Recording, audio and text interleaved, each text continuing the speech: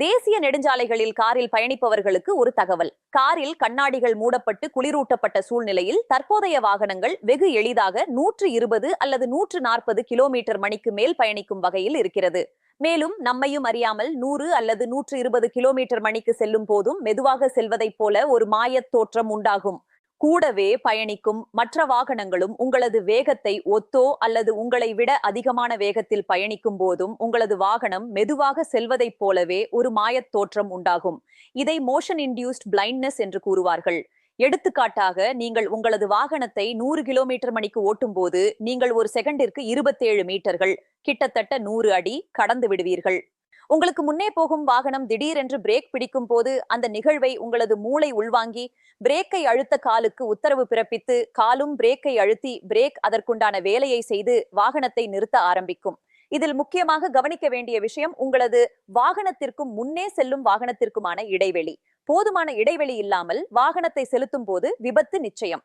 இந்த motion induced blindness தலைவலியினால் நானும் எனது காரில் 100 கிலோமீட்டர் மணிக்கு மேல் செல்லும் போது பீப் சத்தம் வருமாறு வைத்துள்ளேன். அந்த வேக கட்டுப்பாட்டு பீப் சத்தம் மிக முக்கியமான ஒன்று. இதுவரை நீங்கள் அதை வைக்காமல் இருந்தால் அவரவரது ஓட்டும் திறமைக்கு தக்கவாறு 80 கிலோமீட்டர் ஒரு மணிக்கு அல்லது 100 கிலோமீட்டர் ஒரு மணிக்கு மேல் மிகாமல் வைத்துக் கொள்ளுங்கள். பாரதத்தில் நெடுஞ்சாலைகளில் பயணிக்கும் போது 100 கிலோமீட்டர் மணிக்கு மேல் பயணிப்பது அபாயகரமானது. அதுபோல் அடுத்த தலைவலி சாலை ஓரத்தில் நிற்கும் வாகனங்கள். ஒரு மருத்துவ தகவல் சொல்வது நீங்கள் ஒரு நிமிடத்திற்கு மேல் தொடர்ச்சியாக சாலையில் கவனம் செலுத்த முடியாது என்பது.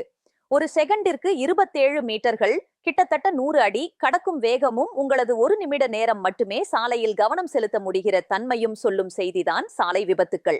சென்னை பெங்களூரு தேசிய நெடுஞ்சாலையில் வழக்கமாக பயணிப்பதால் நிறைய பேரின் வேகத்தை பார்த்து மலைத்திருக்கிறேன். அதுவும் சென்னை பெங்களூரு தேசிய நெடுஞ்சாலை நான் ஆக்சஸ் கண்ட்ரோல்டு, அதாவது உள்ளே வர தடை செய்யப்பட்ட சாலை இல்லை.